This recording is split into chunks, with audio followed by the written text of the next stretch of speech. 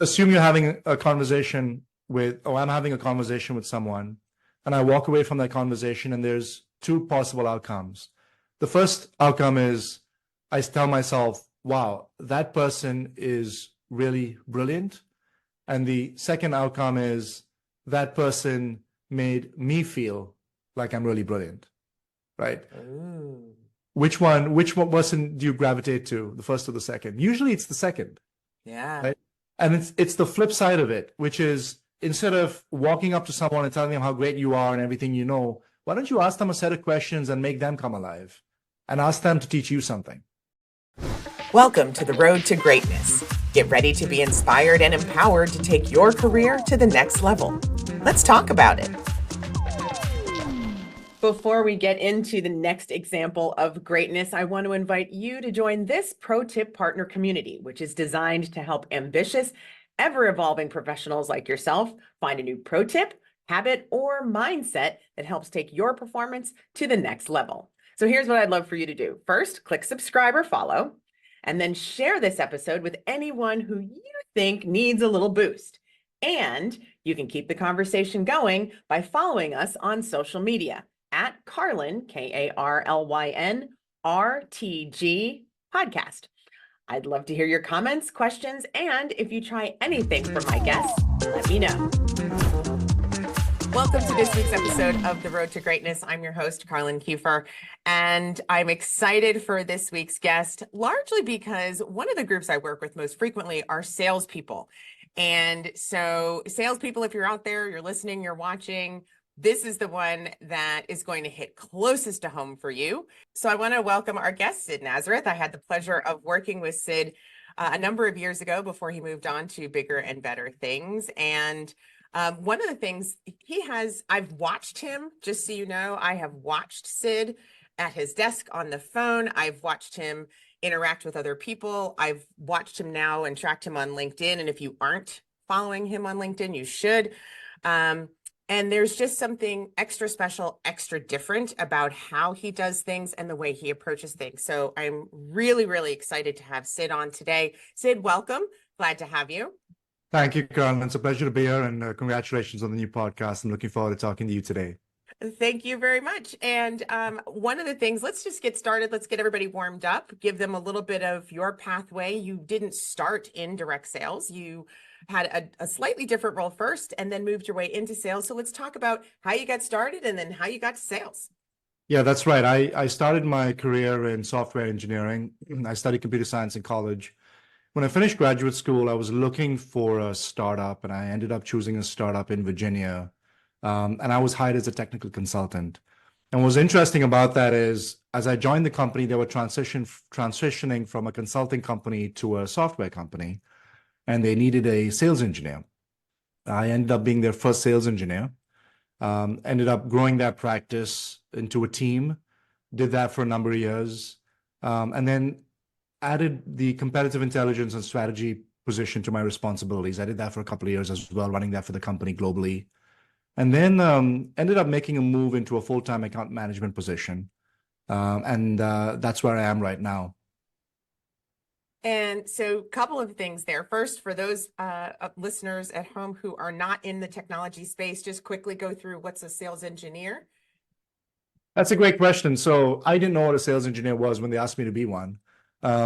It's basically a position that blends technology and business. And what you're doing is you're taking your company's product to market, you're positioning it, you're telling clients and prospective clients what the product will do, you're showing it to them, you're responding to their questions, and then ideally you're getting them to buy into what the product is if it's a good fit for them. Perfect. Thank you for explaining that. Now, you also talked about the fact that, and in one of our previous conversations, you mentioned that you were a global person and you went global before going global was a thing. How did you figure out how to navigate global sales and global work from just, hey, I'm out here starting from scratch? Well, it's interesting when you join a startup, you have to do everything. And we used to roll up our sleeves, spend nights, weekends in the office, just doing whatever it took to make the company successful. And so when I was the first sales engineer, we didn't have a large team. Our company was still less than 100 people. And I used to travel around the world meeting with prospective clients. So I remember going to the Middle East, remember going to Europe, Australia, all over the US, and basically meeting a variety of different clients and people in different industries with different cultures as well. Just something that we did without questioning. And so I think that was good training for how to work across different time zones and countries and culture. And at the end of the day, Carlin, people are the same. Human beings have the same wants, wishes, desires, no matter where you are. So even though we transcend or we work across different cultures and countries, we transcend those because we're all people at the end of the day. So it was pretty straightforward to support a global sales role. Mm-hmm. And well, it sounds like though there is a nimbleness that you need to have. And one of the things that we talk about a lot here, and I talk a lot about with my clients is the importance of part of the path to success and the road to greatness is in fact being agile and mental agility. And there's the flexibility so that you can kind of roll with whatever it is that you see. And while we all are people, when you go globally, there could be difference in culture, there could be difference in tradition, how they do business. Inherently, we are all the same, but how we do things might be a little bit different. Talk to me about how you address the need to pivot. Yeah, absolutely. And, I'd say, Carl, I'd love to share a story with you from Oprah Winfrey. Absolutely. When she did her final show after, years and years of being one of the top shows on daytime television, she said, she told the audience, let me share something with you. For all the thousands of guests that I've interviewed, they'd say the same thing to me after the interview was over. They would say, was that okay? And she said, all people want to know is, did you hear me? And did you see me? And I found that a lot of times in sales or any position that's, when you're dealing with people, we're so hung up and caught up on what's the message that we're delivering and what are we going to say, that one of the most important skills I learned and developed was listening. That you go into a meeting, and if you can have the other person speak and tell you what's on their mind, it goes a long way. So when you talk about agility, I think one is, yes, responding to questions and thinking through what the person asking you is trying to understand. But the other thing is also understanding what are the first principles in any interaction with people. And it's not, do you have the perfect message? Do you have the perfect line memorized? Do you have the perfect pitch? It's basically just understanding that at the end of the day, it's two people speaking, and the other person wants to be seen and heard before any sort of information or any pitch that you give them. Yeah, and that seems to be the core fundamental or the foundation point for building relationships.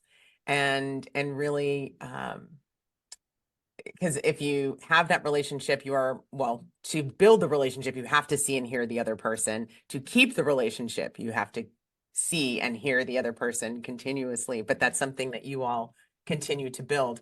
Would you consider building relationships your superpower? Yes, I would rephrase that slightly. I think earning trust is one of my superpowers. And I'm at Amazon Web Services right now. I'm a strategic account manager here. And one of our leadership principles at Amazon is earn trust. And the thing with earning trust is, think of it like a sedimentary layer in rock, where over time you slowly build sediments of trust, and you can point to a mountain and say, yeah, I built that over years or decades. And you can lose trust in an instant, but it takes often weeks, months, years, sometimes decades to build trust and build on that trust. So I think that's certainly something I've learned to cultivate. And yeah, I would say earning trust is one of my superpowers. Yeah, and I love that analogy. The sediment. I haven't thought about sedimentary rocks since maybe third or fourth grade. When did we cover that? But that's such a fantastic Thank analogy, you. and the how great it must feel to be able to look back over time and see what in fact you have built. Brag about yourself for a minute, just for folks who don't know how great you are. Give me some of your sales chops, best deals, biggest deals. If I don't know that you're allowed to brag about revenue generated, but maybe, I don't know. Well, okay, I'll tell you a little bit. So when I was a sales engineer, I ended up being sales engineer of the year twice worldwide after we had grown the team into a worldwide presence. When I became an account manager, I ended up being account manager of the year worldwide 2 years in a row. I was working with a Fortune 100 financial services firm in New York that was a prospective client. And when I was an account manager, I basically established a beachhead there and took revenue from $0 to many millions of dollars annually, growing it into, at the time, one of the largest accounts at the company. I am now at AWS in the strategic accounts group, where we deal with the largest accounts, the largest customers of AWS. And I also work with now a different Fortune 100 financial services company. And so I've had the pleasure and and the honor of winning a number of awards in my sales career, but also more importantly, working with a number of very talented individuals. So I would say that's something I'm even more proud of, being able to work with amazing people and also cultivate many amazing people on our team. And we're going to talk about your desire and interest in cultivating others on the team. But first, I'm going to be a little bit catty and say, folks, if you don't know, Sid was making it rain before making it rain was a statement and before it was a thing. So trust and believe, you've got an expert here. So let's talk about, and I've worked with you enough when I was in sales enablement at a technology company and was we were responsible for onboarding all new salespeople. And shortly after my arrival, I want to say within 6 or 8 months or so, you started getting involved in the onboarding process. So helping us onboard new employees, new salespeople. You led a class about diagnosing and made a great parallel, which if you feel like it, you can talk about that. But it seemed so important and such. I saw you light up as you were doing that. What made that a big deal for you? We didn't need to drag you in kicking and screaming. It felt like something that you tried to work into your schedule pretty comfortably, because it seemed like you were also getting something out of that. What does it for you on helping others? Yeah, I absolutely got a lot out of it, Carlin. I mean, I'm so passionate about teaching others, and that when you see the light in someone's eyes light up, and they've got something from an interaction, and they go off and they try something new, it's an amazing feeling for me. So I love working with folks who are new to the organization, who are learning, and I think a lot of times we're taught to show up and throw up, to go memorize a bunch of lines or messaging and just show up. And a lot of times it's really important to take a step back and say, why? Why are we doing what we're doing? Why does the company exist? Why are we selling this product? What types of problems are we solving? What types of people are we working with? What are their goals and desires in their careers? And so I really enjoy working, in this case, with folks who are new to the organization, helping onboard them. And you refer to the analogy I used, I used the analogy of a doctor, and this is true for any industry, not just software. When you walk into a doctor's office, the doctor doesn't say, "I'm so glad you're here. I've got these 3 new pills that I just got last week. Which one would you like?" They diagnose the problem. And a good doctor will say, "It looks like you have a problem with your heart. I'm actually a bone specialist, but let me refer you to someone else." And a lot of times in sales, we've got a lot of stuff in our head through no fault of ours. There's so much to learn that we're so focused on giving folks the perfect pitch that you may not realize that that person has a different sort of problem to solve. So what I like to tell people is, let's go in and learn how to ask questions, right? Ask questions, and then a lot of the hard work will be done just by asking the right types of questions. A lot of times asking the right question is 100 times more important than delivering the perfect line. Absolutely. And a lot of times folks ask a question, and this is one of the things that in our workshops we work really hard to get people out of this habit, which is they'll ask a question, they hear their favorite buzzword that leads them to their favorite feature on the product they're going to sell, and then it's, "Let me tell you all the things," as opposed to really listening and digging deeper. So talk to me about, how do you focus on that next level and next level and next level of question? How are you getting to the bottom of it? Yeah, I'm naturally curious. One of the guiding principles I have with talking to folks or is how can I learn from them? So, for example, I do a lot of interviews, and at my prior company where we worked together, I did a lot of interviewing as well. And my goal was, yes, I'm going to run an interview and ensure that this, find out if this person's a good fit for the company and the position or not. But what can I learn from it? And so I would always ask people, what are you passionate about? What would you consider yourself an expert in? And teach me something. So I would walk out of every interview with a 5 minute piece of information that that person would teach me about something that they're passionate with. And I'll give you an example. I talked about that Fortune 100 company that I grew into one of that company's largest accounts, or our company's largest accounts. I was meeting with the chief architect, and we actually, it was supposed to be our last meeting where the chief architect was told me effectively that I'm sorry, but it doesn't look like your product's a good fit for what our needs are. We're going in a different direction. And I just told, and I knew that going in that that's what that meeting was about. But what I told myself is that we're starting a new business from scratch. And this is a marquee firm on Wall Street. And I said, let me learn about what they're planning to do, because I just want to be able to learn that and learn from that interaction. So I asked him a series of questions. I said, that's fine, but can you tell me more about what your business is and what you're going to be doing and what you're planning to do? And we had a lovely half an hour discussion where he educated me about what they're planning to do in the market they're trying to go after. And at the end of it, he said, by the way, we're also looking to do this. Does your company do that? And it turns out that it was exactly what we did. Winning. It was Nice. fantastic. It was like 2 for 1. I learned something about a market and industry and business that I didn't know. I got an education for 30 minutes. And at the end of it, we walked out of there with a follow-up meeting, which led to an amazing multi-year relationship and helped, grow that account from scratch. So one of the principles I have is if I'm speaking to someone or learning about something, can I go and teach it to my 6-year-old, right? Can I explain it in simple terms?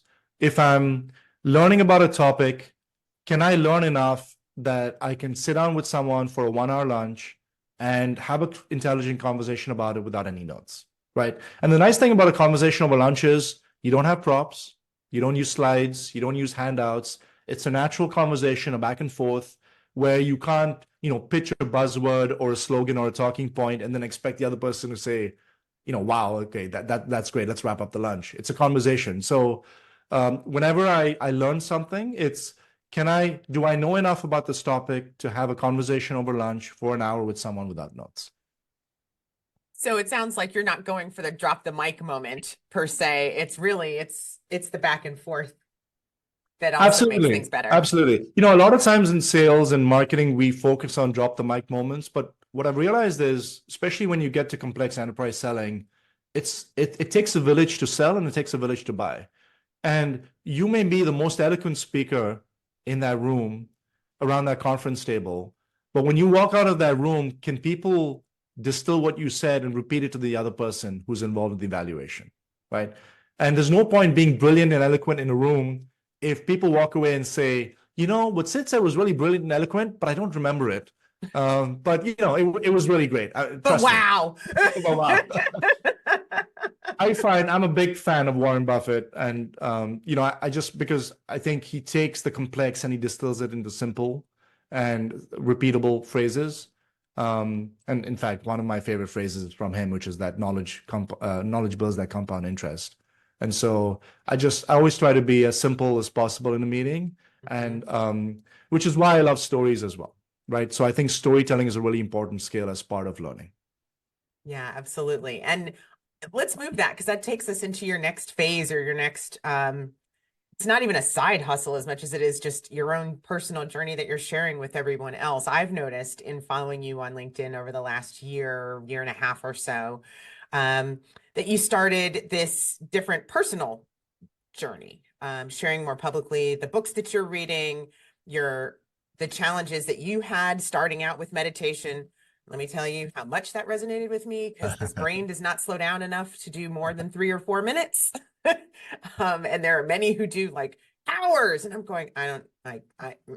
So definitely want to hear more about that. But you're sharing ways for people to be more mindful. How does that, either both the process of you sharing, but also the process of you doing all of the things that you're talking about, how does that help your performance or change your performance in some way? Yeah, firstly, Carlin, I think everyone can do meditation, even if it's for a few minutes. And I'll Okay. plug I'll plug a book, Headspace. There's also an app, but the book has some really good techniques for just sitting in a quiet space and breathing for a few minutes and counting your breaths. And that's helped me a lot. I meditate daily, and it's really improved my focus, and work, and personal life. But in terms of writing publicly, so I read a lot, and I love to share with folks I know what I'm reading and what my takeaways are. And I got to a point where a lot of friends and family would ask me for recommendations, and I ended up, I would email them a set of recommendations and what I found, and I said, why don't I just start writing publicly about this? So I started by posting book recommendations publicly, saying, here's a list of books. When I finished my 3-year anniversary at Amazon, that was my first public LinkedIn post about this. I said, I've got a whole bunch of books on Amazon in my library. Here are the ones I recommend. Here are my takeaways. And that post blew up a little bit. And I was surprised by the amazing feedback I got. And folks reached out to me and said, yeah, I'd love to have more posts like this from you. So that was encouraging. But more importantly, what I loved about that process was the creativity of it. Having to think through what I was going to write, having to edit. I'm a night owl. I would start writing about 10, 11 o'clock at night. I would finish about 1 or 2 o'clock in the morning. And Carlin, I would have more energy at the end of that session than at the beginning. And I said to myself, that's gold. If I can identify more activities like this, where I have more energy and I'm in flow state at the end, rather than, having less energy at the end, there's something here.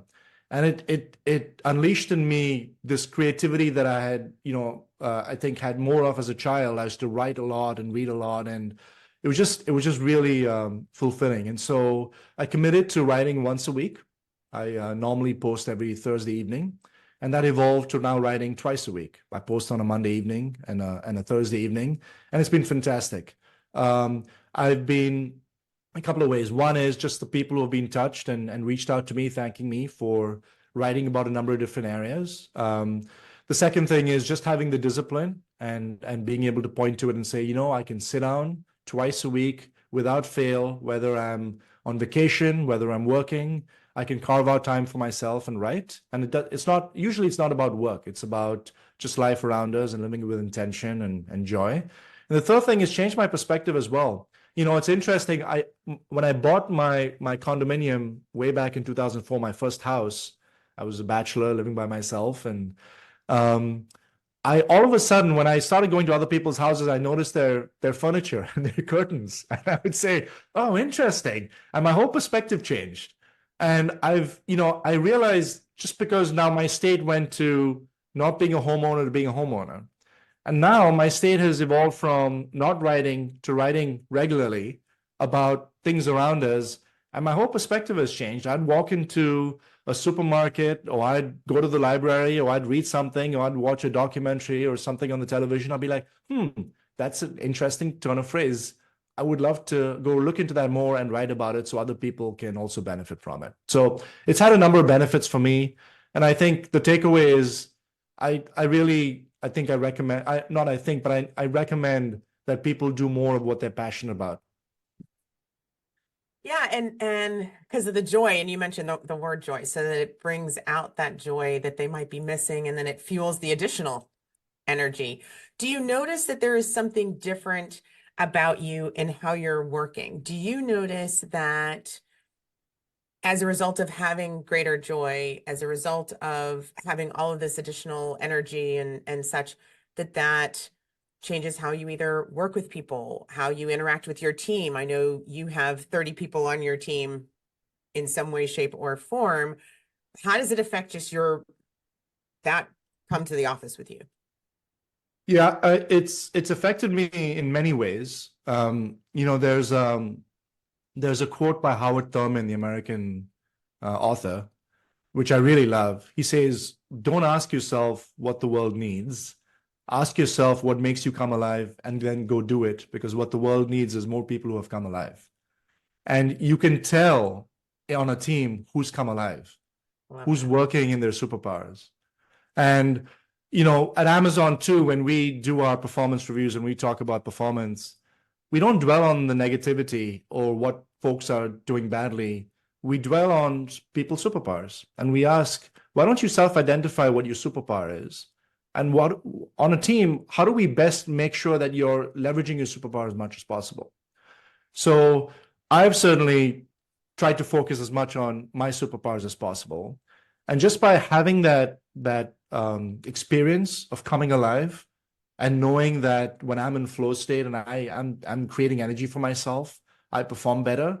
It's something that I look out for myself and my team to say, okay, let's identify what someone is strong at, and let's make sure that they're coming alive and they're contributing to the team in that way. So on the other side of that, if everyone's focusing on making themselves come alive in their own energy and their own things, does that create too much inward and not enough collaboration? Does that contradict that or get in the way of that? I don't think they're mutually exclusive. I think a high-performing team has a natural high energy that they generate themselves.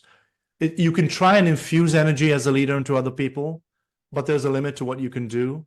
You have to make people yearn for the sea. You have to make them identify and find something that they're passionate about. And then I know a job as a leader is to make sure that you're aligning everybody in the same direction and making sure that everyone's making best use of their skills. So part of corporate life is, yes, there are things that we may not always enjoy doing, but in terms of the ratio of what we enjoy doing and what we don't enjoy doing, can we build a team and assemble a team and generate energy in a team that people are mostly doing what they like and get energy from?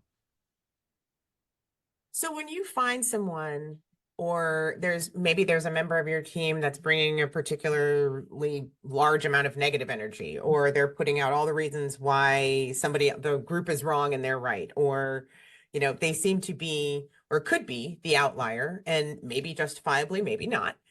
You talked about, in one of our previous conversations, you've talked about doing this question exercise to help kind of just understand them better. Back to your thing, people need to be seen and heard. Okay. Talk a little bit more about how does that work for you? What do you do so that you are in fact seeing and hearing, but you're also understanding a little bit more where that negative energy is coming from? Yeah, that's spot on. I think in my experience, negative energy comes from someone who doesn't feel like they're being seen or are being heard. I think it's important to sit down and just ask the question. I've had the experience with folks that I've managed where you could see a drop off or you could see a lack of enthusiasm.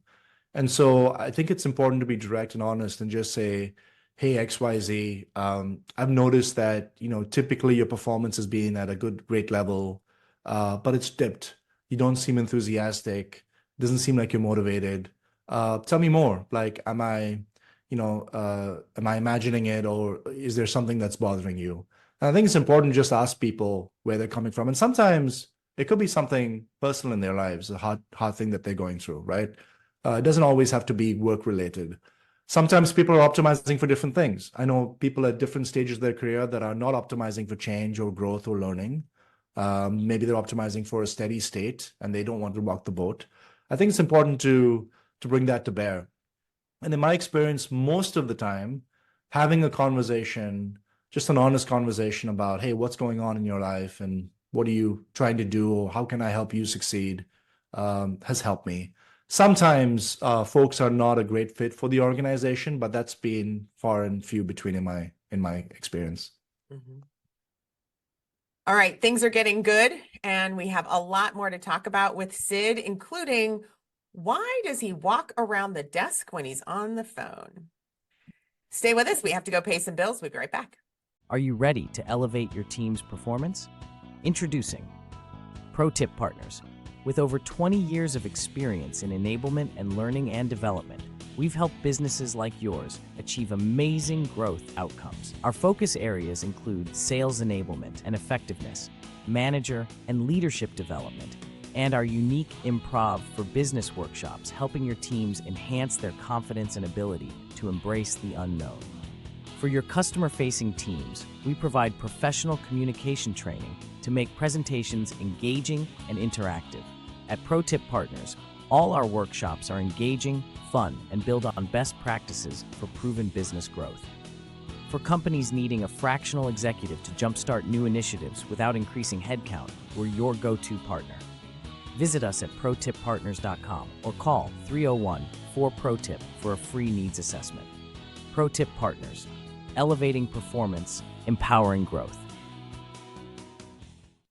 So we've talked a lot about your mental preparation, talked a lot also, and as you've just mentioned, the importance of communication, a two-way communication street, having difficult conversations in a way that's safe and not additionally confrontational, or, it doesn't escalate things in some way, shape, or form.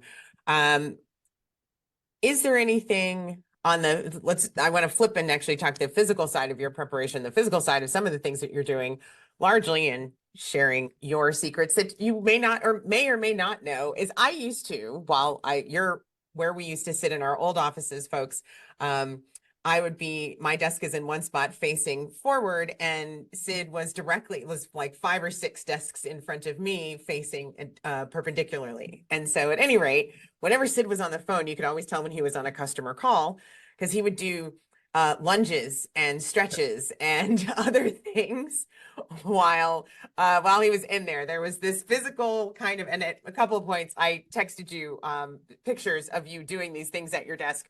But what does that do for you? The physical standing desks are now very in. People making sure, and their watch goes off. I have to get my standing time in, or my movement time in. What does that do for you? Do you still do it, by the way? And then what did or does that still do for you? I still do it. In fact, I was debating whether to take this interview standing up. Oh, I wish you had. On my standing. Oh, yeah. So partly a personal preference, Carlin, because I think better when I stand, when I have movement. I like to walk when taking calls if I'm not on camera as well. But part of it is also, we sit so much, especially after the pandemic, when we're working from home, some or all of the time, that exercise is really important. That's why I go out for my lunch break. I make it a point. And I will plug another book, Outlive by Peter Thiel. It's one of the best books I read this year. And he said, he's a doctor that also got into sort of holistic treatment. And he talks about the importance of nutrition and exercise. And he says that there's one thing you take away from this book, it's the importance of exercise. And it's incredible how it literally changes the physical structure of our body down to the mitochondrial level in our cells. And you can feel it. If you work out for a few days, you just feel different. The energy, the blood that's coursing through our body feels different. So I always try to be more active. And for me personally, it helps me think better when I'm moving. Okay, so let's go deeper into that. Because I will also say, as someone, I teach a lot of public speaking. I help folks get more comfortable and ready. And one of the things, if they're nervous, we talk about getting up and moving, because you can actually then channel that adrenaline and move it around so that it serves you instead of hinders you. What does the standing and moving while you're talking do for you? Does it help you ask better questions? Does it help you focus more on the content? What does that do for you? Give me the cause effect. I would say all of the above. It helps me have a smoother conversation, because if I'm not moving, I tend to get fidgety. And so, maybe I'll be moving my shoulders in a way I don't want it to move, or maybe I'm thinking about my discomfort instead of focusing on the person that I'm speaking to. So it's a channel. Moving is a channel, a way of dissipating energy that, otherwise would come out in an unwanted format, or that would distract me because I'm thinking about how I'm uncomfortable, or my neck is hurting, or my back is hurting because I haven't moved in the last 1 hour, versus being able to focus on the person in front of me. Is there a way to move that, change that, or lean into that when you're actually sitting with a customer across the table? I mean, Because this we all know Yeah. is way too distracting. If it's like, I'm just not going to do this while I'm swinging my chair back and forth, forgot that Right. folks are listening to. You know, what do you do when you're in that meeting and you need that adrenaline push or move to just reposition itself? Where do you go with that? Couple of ways. One is you can lean in, you can change your body language in terms of how you're interacting with that person. You don't have to be sitting still like a statue, so you can lean in. If there's a whiteboard, sometimes I'll get up and we'll whiteboard something, right? We'll say, and I'll think about this ahead of time too. It's like people don't like sitting down, everyone, and it I think it just helps to be able to stand up and walk around and go to a whiteboard together and collaborate. So instead of using slides, I'll say, let's work through this concept right now. Maybe we'll draw an architecture, or we'll think through a concept if we're talking about pros and cons of something or a list of features. So yeah, in a restaurant for a lunch meeting, maybe not as easy to stand up and walk around, but just walking to a lunch meeting, walking away from a lunch meeting helps. Leaning forward helps as well. Those are all techniques I think that help in this case. Mm-hmm. And is there anything that is quirky, beyond weird, just because I enjoy the beyond weird stuff. But is there anything extra quirky that is personal to you, meaning personal, like it's Sid's thing, and it's what you do and you've never seen anybody else do it, but for you, this is a must, whether it's in mind preparation, whether it's in physical preparation, any secret thing that is just, it's your thing, your trademark, your stamp. I'm gonna have to think about that one. That's fair. And you can think about it, bring it back. We can talk about other things and you can bring one up, or if there is one. You can What are examples of what other people have said? There are some who, because they do have that meeting fidget thing, they will fidget under the table and do if you remember Top Gun from the 80s and Val Kilmer doing the quarters across his hands, that they will do some kind of a fidget thing that goes there. I have another person who talked about the fact that when they get up and get dressed in the morning, and this is something I actually, when I saw it for the first time, I started doing it myself. But they get dressed in the morning. This woman, she puts on her makeup, stands back, looks at herself and says, "Who is that?" And then, and that's her version of the power pose.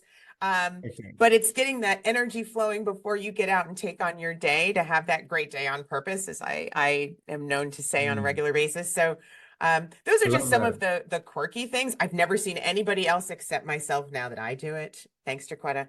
But there are some things that I now do because of I gotta others. try that. Yeah, I don't have one of those routines, but yeah, I love that, having a great day on purpose. Yes, well, having the great day on purpose, that one is just because you can't let other things tank your day. You've got to go out and be deliberate and intentional, as you've said, about having a great day on purpose. Yeah, I love that. Nothing comes to mind right now, Carlin, about something that's quirky. Yeah. Okay. Not saying I'm not, but nothing comes to mind. Because it might be normal for you. You never know. All right. So there are some who might be listening who say, you know what? I've been doing sales for 25 years. I've been doing sales for 30 years. I've been doing sales for 15 years. And I've got my thing.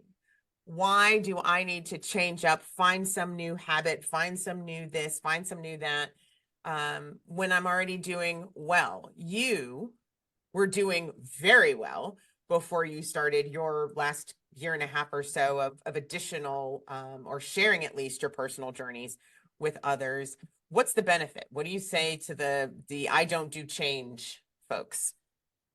Yeah, I'd say firstly, I think we have to meet people where they are. And some folks certainly are not optimizing for change or optimizing for learning and growth. And that's perfectly fine, right? It depends on where you are in your life and your career. And maybe you did, and maybe you will in the future. But if we baseline it to say that, yes, there are people who are looking to drive and improve performance or learn and grow, I think we should ask ourselves, or we should acknowledge that learning and growth comes from change. And so, I'll plug another book recommendation, Living Life in Crescendo, Stephen Covey, the who famously wrote 7 Habits of Highly Effective People. Right. The last book he wrote, jointly wrote with his daughter, he talks about living life in crescendo. And he basically says that your life should always be in crescendo, no matter how old you are, whether you're 60, whether you're 20, but you should always be having and cultivating a growth mindset for learning, influence, and contribution. And you should always believe that your best days ahead of you. And so I really subscribe to that. Because for me, frankly, Colin, it just makes life so much richer. The more I can learn, it just, instead of going through life on autopilot, I can look around and say, that's interesting. I know about that phenomenon. Oh, I know about what's happening here. And I'll give you an example. Walking into a supermarket. When I learned about supermarkets, I realized that the first thing you see in a supermarket is typically fresh flowers and fresh fruit. Why? Because the supermarkets are training us to realize that they're selling food that's safe. If you see fresh fruit that's safe, that's not spoiled or rotten, if you see flowers that are not wilting, that are fresh, our minds tell ourselves, it's safe to buy food here. I didn't know that before. I'd walk into a supermarket, I'd be in and out, pick up a bunch of things, but I learned that, and now that's more interesting to me. Or just when you walk through the aisles and you see that the products at eye level, those companies have typically paid more than the products at ankle level, right? There's positioning. When you go to checkout, you realize as they're scanning each of your products, there's a computerized system that's talking to the back room, that's talking to someone in the stock room that's saying you probably need to restock the shelves. And by the way, talk to our distributor who needs to send us new product next week or this weekend. There are all these things happening around us. And so I think just the more we learn, and this is, of course, maybe not work related, but if it is work related too, knowing about a business or an industry, knowing about different ways in which people sell or do their work it just makes life so much richer. So I think if you're optimizing for learning and growth and a crescendo mindset of saying, I always have room to improve and be the best version of myself, I think that's a reason to try something new. And I would say what goes together with that is new doesn't have to be hard or big. I found more success in small changes. So committing to writing something once a week was a small change that gave me energy, but it's paid huge dividends for me. And so another one of my favorite books is Atomic Habits by James Clear. He talks about this a lot, right? Try small changes, run small experiments, and see what you get. You don't have to endlessly debate something with, your peers or your colleagues at work. You can try something and see how you feel about it. And if it doesn't feel good, don't do it. Yeah, I loved and I loved Atomic Habits and the number of things that I was able to do, the little small changes, because I do not do well with a big lump. Let's just take everything over here and move it over there. I don't do well with the big change, but I can do the little ones. Yeah. As you go, and they do make a big difference. It may not move as quickly as you would like to see the change, but at least the change does happen. And that you were intentional and conscious about doing it. Which is fantastic. You've given us a heck of a reading list, though. I will say, I know everyone's sitting there going, how many things do I have to read? And how many books am I going to get through over the course of the next couple months? But that's all right, because the growth mindset and being able to do more. And can I just add, if you prefer watching something to books, I mean, YouTube is fantastic. I'll plug YouTube Premium. That's what I've signed up for. So I removed all the ads, but there's a tons of help with very experienced, very successful people on YouTube in a number of different subjects. And so that's a great place to start too. Yeah. You know what? It's interesting. My husband does a lot of YouTube watching, financial advice, investment advice. He last year bought one of his passions. He's very passionate about the island of Vieques, Puerto Rico, and tells me that we will divorce if I don't retire with him there. So apparently that's where we're retiring. Wow, but last year, yes, he's serious. So but he watches even real estate shows, because we bought a house down there last year. So how to run the Airbnb and how to do all the other things. So yeah, that's if reading a bunch of books isn't your thing, then absolutely, I think that hopping on and checking out some other videos. And then, hey, you can check out also Additional episodes of The Road to Greatness are also found on YouTube. Personal plug right there. For other things you can do, so you can hear great advice from people like Sid. Sid, as we are getting closer to the end, we've painted this wonderful picture of success, how you get there, how people can chart their own pathway of their road to greatness by following some of your process. What about was there ever a point where there was an oops, a misstep, oh, we did that one wrong, I got that one wrong, let's not do that one again? What was that, and then what was the turnaround that came as a result? Oh yeah, so many mistakes, so many, especially being at the startup that I was. I spent 17 years at the startup. We went public after 15 of those years, and I was the 16th longest tenured employee by then, and had a lot of battle scars and wounds from doing things, making mistakes. So I would say everything from the way I ran meetings to the way I ran a sales process to the way I showed the product or shared messaging. It's all a learning experience, Carlin. I think the important thing is what I used to always, and I still tell my team is, can you get 1% better every day, right? If you look at yourself a year from now, that's a significant improvement, right? Improvement also compounds. And so the idea is not to be perfect, but just can you be a little better than you were yesterday? And I think a big part of that is introspection. Can you look at yourself? Can you identify something that you're doing right and do more of that? And can you look at something that maybe you're not doing as well? And maybe, again, focus on your superpowers. So mitigate your weaknesses so they don't become liabilities. Focus on your superpowers. And then so many situations where I look back and say, yes, that's something that I could have improved from, and then learn from that and do it better the next time. That's really helped me. Sounds great.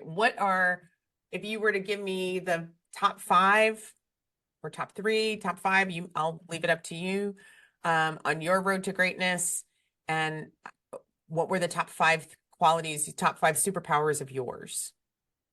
You talked about natural curiosity, but I'm not going to fill in your words. Sorry, go ahead. No, absolutely. That's number one. A natural curiosity to learn more about the world around me. It served me in so many ways, both professionally and personally. Optimizing for learning and growth. When I joined this startup, I frankly didn't exactly know what they were doing. But I wasn't offered a great pay package. But I told myself that if I learn and grow and perform, I will get adequately compensated, which I was. And if I don't grow and perform, then it's not the right fit for me. I'll go find something else.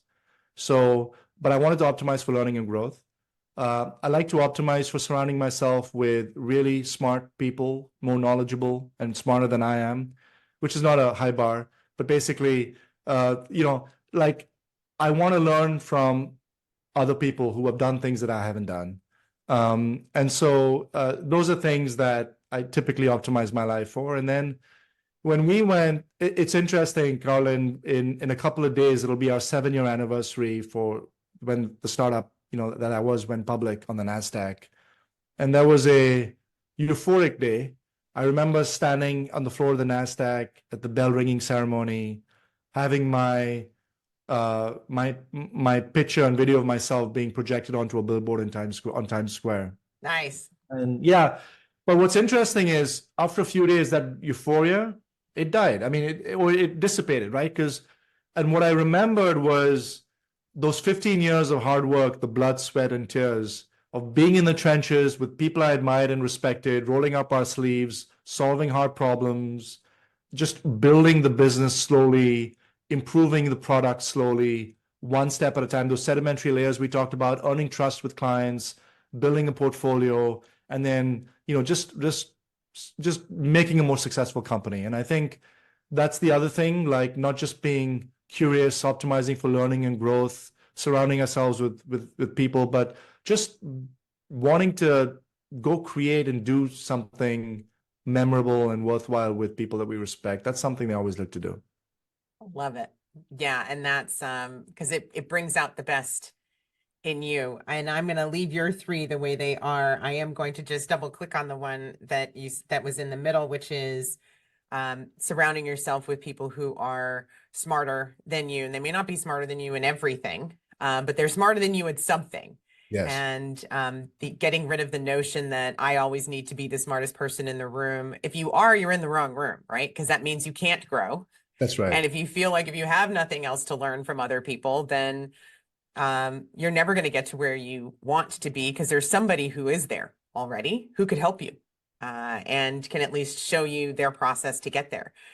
So that's that one I stands out for me, because I know so many people who, or not so many, but I know many who don't like not being the smartest or the best or the number one or whatever up front. And it may not be in everything. How about pick the things that you don't know, and so that you can exercise your natural curiosity and grow a little bit more. So thank you for And can I share an observation with you, Colin? Absolutely. So assume you're having a conversation I'm having a conversation with someone, and I walk away from that conversation, and there's two possible outcomes. The first outcome is I tell myself, wow, that person is really brilliant. And the second outcome is that person made me feel like I'm really brilliant, right? Ooh. Which one person do you gravitate to, the first or the second? Usually it's the second. Yeah. Right? And it's the flip side of it, which is instead of walking up to someone and telling them how great you are and everything you know, why don't you ask them a set of questions and make them come alive and ask them to teach you something, right? It'll help you in so many ways, not just professionally, but also personally. Yeah. And the very, very common and popular statement that a lot of people forget is, 99% of people are going to forget what you said, literally what you said, the actual words and the messaging and everything else. But every single one of them will remember how you feel, how you made them feel. Absolutely. And so there is that. So I love that. So that's a great place to end. Although I do have to ask the standard question at the end of every interview, which is there something I forgot to ask you and didn't, or I should have asked you and didn't? No, this was fantastic, Colin. Really appreciated talking to you, and good luck with the podcast. Really excited to have it come out. Well, thank you very much. And thank you for sharing everything and all of the books. And if I can write them all down, hopefully I'll post them on the website so you all can go check out Sid's reading list. Also, I highly recommend, if you aren't following Sid on LinkedIn, you totally should, because as he said, he posts on Mondays and Thursdays. And so you can get great messaging, great thoughts, new books to read, or new things to watch on YouTube. So that's great. Again, this was The Road to Greatness. I'm Carlin Kiefer. Thanks for joining, and we'll see you next time. Thanks, Colin. This has been The Road to Greatness. Remember to subscribe, follow, and share, and I'll see you next time.